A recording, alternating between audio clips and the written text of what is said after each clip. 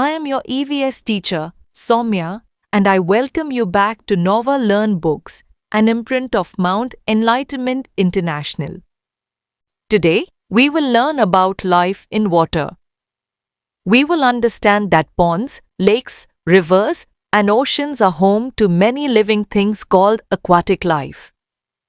We will learn about aquatic plants like floating and fixed plants, and aquatic animals such as fish, frogs, dolphins, and whales. We will also learn how fish breathe through gills, how some animals live both on land and in water, and how water birds have webbed feet to swim easily. Finally, we will learn about mosquitoes, how malaria spreads, and how we can protect ourselves by keeping our surroundings clean. Now comes to the chapter number 14, Life in Water. Water bodies like ponds, lakes, rivers, oceans are home to many creatures and animals besides fish, crab, crocodile, whale, octopus. जितने भी water bodies होती है, water bodies किसे कहा जाता है? जो जीव पानी में रहते हैं, वो चाहे पॉन्ड हो, चाहे तालाब हो, चाहे बहुत बड़ा ओशन हो, कुछ भी हो सकता है। तो वो क्या चीज़ होती है? वो उन क्रिएचर्स का, उन जीवों का घर होता है।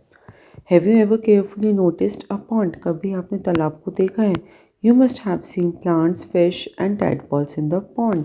उस तालाब में आपने देखे होंगे कि पौधे भी मिलेंगे आपको, मछलियाँ भी मिलेंगी और जो छोटे मेंढक होते हैं वो भी मिलेंगे। Life present in water bodies is called aquatic life. Aquatic life वो लाइफ होती है, वो ज़िंदगी होती है जो पानी से मिली होती है। In this chapter we will learn about life in water. अब हम आगे पढ़ते हैं कि कैसे ज़िंदगी रहती है पानी में जो जीव रहते हैं उनकी। Aquatic plants, plants growing in water are called aquatic plants. जो पौधे पानी में उगते हैं उन्हें बोलते हैं हम aquatic plants. They are three kinds of aquatic plants. तीन तरीके के एक्वेटिक प्लांट्स होते हैं, वो होते हैं floating plants, fixed plants and underground plants. Underground और सबमर्ज्ड प्लांट्स, अंडरग्राउंड को हम सबमर्ज्ड प्लांट्स भी बोलते हैं। Plants that grow under the water are called underground और सबमर्ज्ड प्लांट्स। वो पौधे जो पानी के अंदर उगते हैं, पानी के नीचे जाके उगते हैं, उन्हें बोलते हैं अंडरग्राउंड और submerged plants. These plants are fix to the bottom of the water with their roots. इसमें जो पौधों की जो जड़ें होती है वो पानी के नीचे जुड़ी हुई होती हैं। They have narrow thin leaves. उनकी बहुत ही पतली पत्तियाँ होती हैं और बहुत ही नैरो होती है। Stomata are absent. इसमें स्टोमेटा नहीं होता। For example hydrilla and vallisneria. Floating plants, plants that float on water are called floating plants. जो पौधे पानी के ऊपर ऊपर फ्लोट करते रहते हैं उन्हें बोलते हैं floating plants. These are small in size. ये छोटे होते हैं साइज में। They have spongy stems, air filled leaves and stems. और वो उनकी स्टेम्स कैसी होती है? बहुत ही सॉफ्ट होती है, स्पॉन्जी होती है। Their roots also float and are not fix to the soil. उनकी जो जड़ें होती है वो भी पानी में ऊपर बहती रहती हैं और वो मिट्टी से अटैच नहीं होती। For example duckweed and water hyacinth. Fixed plants, plants which have roots fixed to the soil at the bottom of the pond are called fixed plants। वो पौधे जो मिट्टी से जुड़े होते हैं पॉन्ड में उसे बोलते हैं हम fixed plants। They have big round leaves that float over the surface of the water। उनकी जो पत्तियाँ होती हैं बहुत ही बड़ी बड़ी और राउंड शेप की होती है, गोल होती है, जो पानी के साथ साथ उस पर बहती रहती हैं। The stems are hollow and the leaves are broad and floating. जो उसकी स्टेम्स होती है वो बिल्कुल खाली होती हैं और पत्तियाँ जो होती हैं वो चौड़ी होती हैं। Stomata are present on the upper surface of the leaves. जो ऊपर की परत होती है पत्तियों की, उस पर स्टोमेटा होता है। For example lotus and lily. इसके एग्जाम्पल्स है lotus and lily. Aquatic animals, जो पानी में रहते हैं जीव। Like plants some animals also live in water. पौधों की तरह जानवर भी पानी में रहते हैं। Animals living in water is called aquatic animals. जो जानवर पानी में रहते हैं उन्हें बोलते हैं हम aquatic animals. Different kinds of fish and several other animals like crabs, dolphins, whales, seals lives in water. अलग अलग तरीके की जो मछलियाँ होती हैं और भी क्रैब्स होते हैं, डॉल्फिन्स हो गई, ये सब पानी में ही रहती हैं। वो सर्वाइव ही पानी में करती हैं। Fish have streamline body that enables them to move in water with ease. जो मछलियाँ होती हैं उनकी बॉडी, उनकी शेप इस तरीके से होती है जिससे वो पानी में आराम से मूव कर पाए। Fish breathe air dissolve in water through special organs called gills. The gills help fish to take in oxygen from the water into their blood. Fish breathe through gills. जो मछलियाँ होती हैं वो पानी में घुली हुई हवा को विशेष अंगों के माध्यम से लेती हैं, जिन्हें हम क्या बोलते हैं? गिल्स। गिल्स का मतलब होता है गलफड़े। गिल्स जो होते हैं उन्हें पानी से ऑक्सीजन लेकर अपने खून में मिलाने में मदद करते हैं। Fish have fins to help them swim. और फिश में जो फिन्स होती हैं वो उनको, जो उनकी होती हैं, तो वो उनको मदद करती हैं स्विम करने में। पार्ट्स ऑफ अ फिश, ये हमने देख रखा है फिश में इसके पार्ट्स शो कर रखे, किसको हम क्या कहते हैं? Crustaceans, lobsters, turtles, crabs have a shell on their body. ये जितने भी होते हैं इन सब में क्या होता है? शेल बना होता है, जिसके अंदर जब इनको दिखता है कि उनके ऊपर कोई मुसीबत आने वाली है तो वो उसमें जाके छुप जाते हैं। They have special limbs to swim. They breathe with the help of a gills. वो क्या करते हैं? इनके पास अपनी स्विमिंग करने के लिए इनके पास क्या होते हैं? लिम्स, इनके अपने हाथ पैर होते हैं, उनकी मदद से ये स्विम भी कर लेते हैं। और जो सांस लेते हैं ये अपने गिल्स की हेल्प से लेते हैं। Water birds, ducks, geese and swans are all related. They are known as waterfowl because they spend most of their time in water. Ducks, geese और swans क्या है? एक दूसरे से रिलेटेड होती है, मिलती जुलती होती हैं। इन्हें वाटरफॉल भी कहा जाता है। क्यों? क्योंकि ये अपना ज़्यादा से ज़्यादा समय पानी में निकालती हैं। They all have webbed feet and are fine swimmers. इनकी फीट जो होते हैं, इनके जो पैर जो होते हैं वो वेब्ड होते हैं और वो बहुत ही अच्छे स्विमर्स होते हैं। Heron's have long slim legs with which they stand in water. Heron's के बहुत ही लंबे और पतले पैर होते हैं जिसकी हेल्प से वो पानी में खड़ी हो जाती है। Mammals, dolphin, seals, sea lions, walruses and whales also live in water but they are not fishes. ये सारे जो क्रिएचर्स होते हैं वो पानी में रहते हैं पर ये फिश नहीं होते। They have no gills like fish. इनके पास ना ही गिल होता है जिसकी मदद से वो सांस लेते हैं। They have to come up to the water surface to breathe from time to time. उन्हें हमेशा पानी से थोड़ी थोड़ी देर बाद बाहर आना होता है सांस लेने के लिए।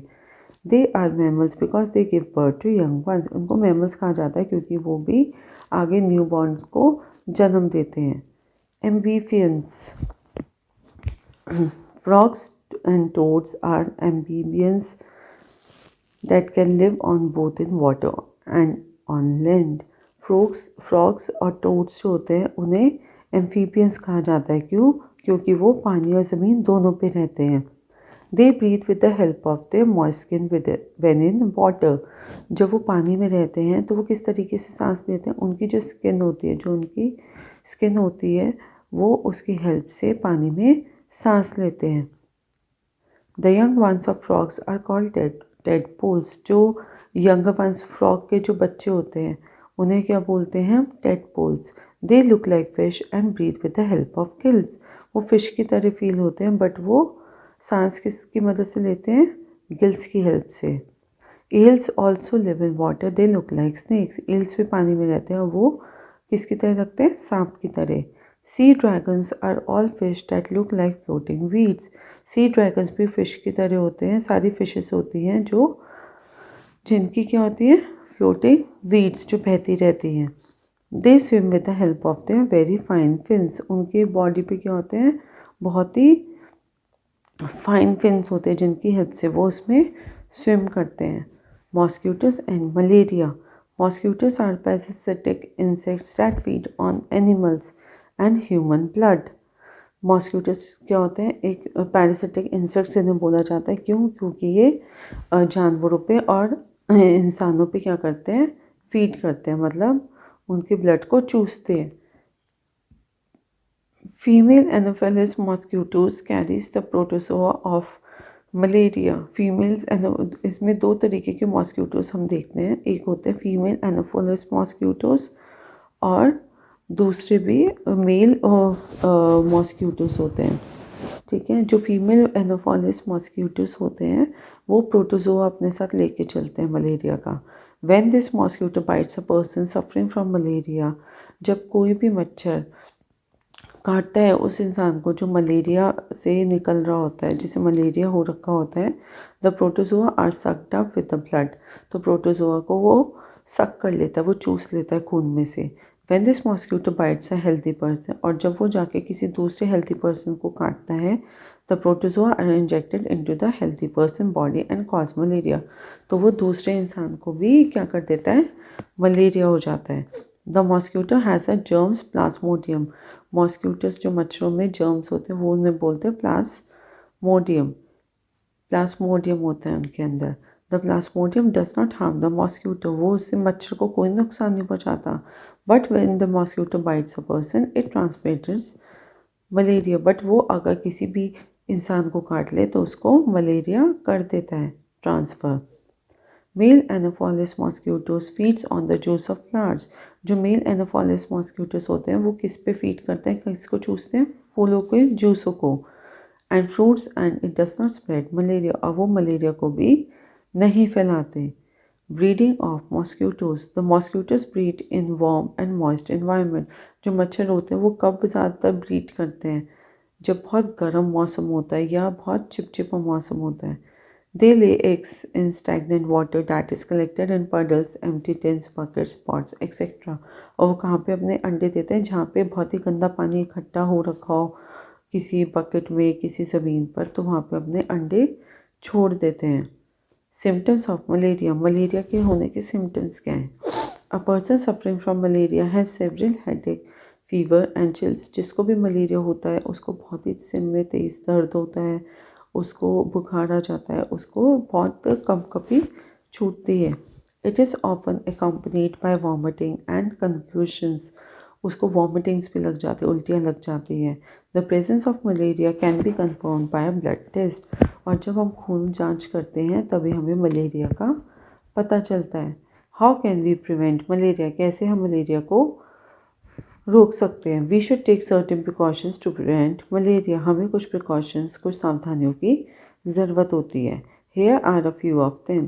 Do not allow water to collect in ditches, पानी को कभी भी हम कोशिश करें कि नहीं इकट्ठा होने दें। Clean the water coolers and dry them when you do not use them, put some drops of kerosene oil in it, जब भी कूलर्स का हम इस्तेमाल बंद कर दें तो उसको साफ़ करते रहें, ठीक है, और उसमें केरोसिन ऑयल भी लगा दें। Use mosquito repellents ointment on your body, जब आप अपने हमेशा शरीर पर क्या लगाएंगे, मॉस्क्यूटो रेपेलेंट ऑइंटमेंट, जिससे मच्छर आपको नहीं काटे। Fix wire nettings to prevent mosquitoes from entering the house, और अपने घर की खिड़कियों में और दरवाज़ों में क्या लगाएं, नेटिंग करें। Minimize hiding places in the house as mosquitoes hides themselves behind curtains, cupboards, etc. कोशिश करें कि कम से कम स्पेस हो मच्छरों को छुपने की आपके घर में, क्योंकि वो ज़्यादातर कर्टेंस और कपबोर्ड्स के पीछे छुप जाते हैं। Wear full sleeve shirt and full pants to protect yourself from mosquito bites, हमेशा पूरी बाजू के कपड़े और अपने आप के शरीर को ढक के रखें जिससे मच्छर आपको नहीं काटे। Use mosquito repellents like Good Night to keep mosquitoes away, और अपने कमरे में गुड नाइट रेपेलेंट चला के रखें। So this is all about this chapter. Thank you. Remember, clean water keeps life healthy. See you soon with another exciting EVS lesson.